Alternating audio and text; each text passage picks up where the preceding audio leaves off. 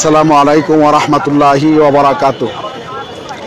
প্রিয় এমপিভুক্ত শিক্ষক কর্মচারী ভাই বোনেরা, আশা করি সবাই আল্লাহ তাআলার রহমতে ভালো আছেন।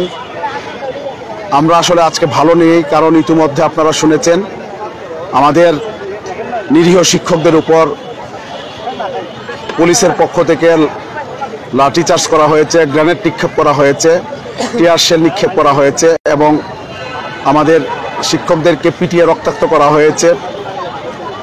এজন্য আমাদের মন সত্যিকার অর্থে কোনো ভালো নেই। এরপরেও লাইভে এসেছি একটি বিষয় আপনাদেরকে অবহিত করার জন্য, সেটি হচ্ছে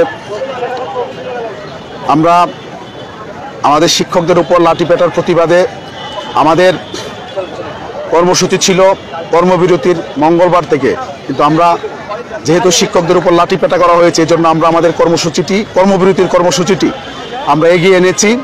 আগামী কাল থেকে সারা বাংলাদেশের সকল এমপিভুক্ত শিক্ষা প্রতিষ্ঠানে আমরা কর্মবিরতির ঘোষণা দিয়েছি। আমরা ঘোষণা দিয়েছি যতক্ষণ পর্যন্ত প্রজ্ঞাপন জারি না করা হবে আমাদের শিক্ষকরা কোনো শ্রেণী কার্যক্রমে অংশগ্রহণ করবে না। প্রতিষ্ঠান খোলা থাকবে, অল্প কয়েকজন থাকবে এবং বাকি সবাই প্রেস ক্লাবে আমাদের শহীদ মিনারে বাকি সবাই অবস্থান নেবে। এটা আমরা ইতিমধ্যে সকল মিডিয়া এটা প্রচারিত হয়েছে। আপনারা যে যেখানে আছেন আপনাদের প্রতিষ্ঠানে অল্প কয়েকজন স্টাফ রেখে সবাই শহীদ মিনারে আসেন। আপনারা কোনো রকমের কোনো শ্রেণী কার্যক্রমে আপনারা অংশগ্রহণ করবেন না। এবং আমরা যতক্ষণ পর্যন্ত আমাদের প্রজ্ঞাপন জারি না করা হবে 20% বাড়ি ভাড়া, 1500 টাকা মেডিকেল ভাতা এবং কর্মচারীদের জন্য 75% উৎসব ভাতার প্রজ্ঞাপন যতক্ষণ জারি করা না হবে ততক্ষণ পর্যন্ত আমরা শহীদ মিনারের থেকে এটাকে সেন্টার ধরে বৈচিত্র্যপূর্ণ বিভিন্ন কর্মসূচির মাধ্যমে আমরা আমাদের কর্মসূচি চালিয়ে যাব। একদিক থেকে আমাদের শহীদ মিনারে লাগাতার অবস্থান কর্মসূচি চলবে 24 ঘন্টা, পাশাপাশি সারা বাংলাদেশের সকল এমপিভুক্ত শিক্ষা প্রতিষ্ঠানে কর্মবিরতি চলবে যতক্ষণ পর্যন্ত না সরকার 13 তারিখের সিদ্ধান্ত অনুযায়ী আমাদের প্রজ্ঞাপন জারি করে আমাদের দাবি মেনে না নিবে ততক্ষণ পর্যন্ত চলবে। আমরা ইতিমধ্যে আমাদের অবস্থান পরিষ্কার করেছি, সকল মিডিয়ায় বিষয়গুলো এসেছে। আমি আপনাদেরকে দেখাতে চাই যে আপনারা তো অনেকে আসলে প্রেস ক্লাবে আসেননি, আপনারা শহীদ মিনারে আসেননি, কিন্তু আপনাদের জন্য আপনাদেরই কিছু ভাই কি পরিশ্রম করতেছে এটা একটু দেখানোর জন্য মূলত আসলে আমি এখানে উপস্থিত হয়েছি। আপনারা দেখলে বুঝতে পারবেন যে তারা কত কষ্ট করছে। আপনারও তো উচিত অন্তত একদিনের জন্য হলে, 2 দিনের জন্য হলে, 3 দিনের জন্য হলে এই শহীদ মিনারে আসা। আমরা 22 দিনের আন্দোলন করে উৎসব ভাতা বৃদ্ধি করেছি। যারা কোনোদিন আন্দোলনও করেননি, যারা কোনোদিন আমাদের প্রেস ক্লাবে তখন আসেননি, তারাও কিন্তু আপনারা এই উৎসব ভাতা ভোগ করছেন। কিন্তু এই উৎসব ভাতার পেছনে আমাদের শিক্ষকরা লাঠিপেটা খেয়েছে, আমি গ্রেফতার হয়েছিলাম, আরও অনেক কষ্ট আমাদের এটার সাথে জড়িত আছে। আমি আপনাদেরকে আহ্বান জানাবো যে মাথা উঁচু করে অধিকারগুলো ভোগ করেন, তাহলে নিজের কাছে ভালো লাগবে। আর যদি অন্যের অধিকার আদায় করে দিলে বাড়িতে বসে বসে এটা আপনি ভোগ করেন, এটা এক প্রকারের করুণা হবে। আর আমরা যেহেতু কর্মবিরতির ঘোষণা দিয়েছি, এখন প্রতিষ্ঠানে আপনাকে আটকায় রাখার কোনো সুযোগ নাই। আমরা বাংলাদেশের সকল শিক্ষা প্রতিষ্ঠানের যারা প্রধান আছেন তাদেরকে বলবো যে আপনারা আপনাদের প্রতিষ্ঠানে প্রজ্ঞাপন জারি রাখ পর্যন্ত আপনারা কর্মবিরতিটা পালন করবেন। যদি 20% বাড়ি বাড়ার প্রজ্ঞাপন হয় তাহলে সবচেয়ে লাভবান হবেন আপনারা, কারণ আপনাদের স্কেল সবচেয়ে বেশি। এই জন্য আপনাদের সহযোগিতা আমরা প্রত্যাশা করছি। আপনারা শিক্ষক ক্লাবের আমাদের সহযোদ্ধারা কিভাবে আপনাদের সাথে আপনাদের জন্য কষ্ট করছেন, আমি এটা আপনাদেরকে দেখানোর জন্য নিয়ে যাচ্ছি।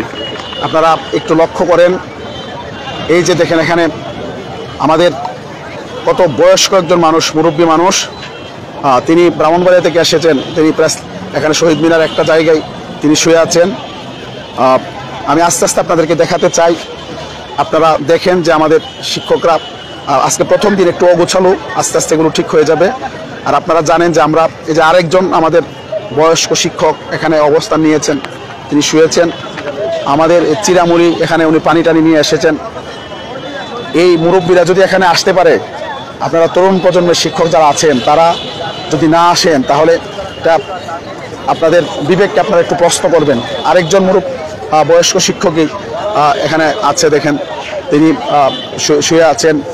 এইভাবে আমরা যদি দেখি আমাদের শিক্ষকরা এই যে এখানে দেখেন, আপনারা একটু লক্ষ্য করেন যে আমাদের শিক্ষকরা এখানে অনেকে ঘুমিয়ে পড়েছেন, একেবারে বিভোর ঘুমে আছেন, কয়েকজন তারা ঘুমিয়ে পড়েছেন। এই যে দেখেন আমাদের ভাইয়েরা একেবারে খোলা আকাশের নিচে জীবনের ঝুঁকি নিয়ে আপনাদেরকে আপনাদের মানে আমার আপনার অধিকার আদায়ের জন্য বিভোর ঘুমে তারা ঘুমিয়ে আছেন। নিজের বাসায় ইচ্ছা করলে কত আরামে থাকতে পারতেন। এই যে অনেকে এখানে দেখা যায়, দেখেন লাইন ধরে তারা ঘুমিয়ে আছেন।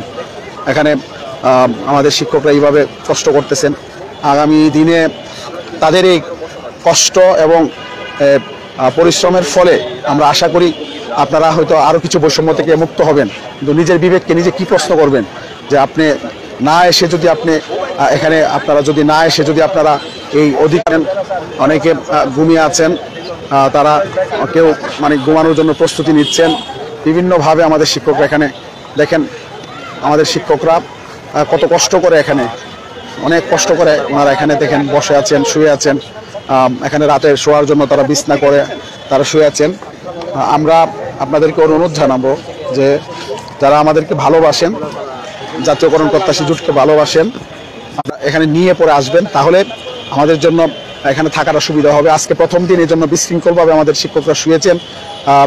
আস্তে আস্তে হয়তো আমরা আগামীকালকে থেকে আমরা সুশৃঙ্খল পরিবেশে যাবো। দেখেন এখানে একজন অত্যন্ত বয়স্ক মানুষ মনে হচ্ছে, উনি এখানে শুয়ে আছেন, বয়স্ক মানুষ। দেখেন এখানে উনি শুয়ে আছেন। ওনারা কত কষ্ট করতেছেন দেখেন। আমরা সকল প্রকার ত্যাগ কষ্ট করার জন্য আমরা প্রস্তুত আছি ইনশাল্লাহ। আমরা সকল রকম ত্যাগ স্বীকার করব শিক্ষকদের জন্য। এইভাবে এখানে আমি যদি একবার এক সাইড থেকে আপনাদেরকে দেখাই, দেখেন এখানে অসংখ্য শিক্ষক আপনার অলরেডি আপনার অবস্থান নিয়েছেন এবং শুয়ে আছেন তার রাত্রি যাপন করার জন্য, খোলা আকাশের নিচে জীবনের ঝুঁকি নিয়ে, মালপত্রের ঝুঁকি নিয়ে। তো আমি আপনাদেরকে অনুরোধ করব, আমরা যেহেতু প্রতিজ্ঞা করেছি যে কোনোভাবেই আমরা এখান থেকে দাবি আদায় করে যাব। বক্তব্য শেষ করছি, আল্লাহ হাফেজ, এবং আজকে লাইভ শেষ করছি। আগামী দিনে সকালে আপনাদের সাথে দেখা হবে সেই প্রত্যাশা ব্যক্ত করে শেষ করছি। আসসালামু আলাইকুম রহমতুল্লাহ।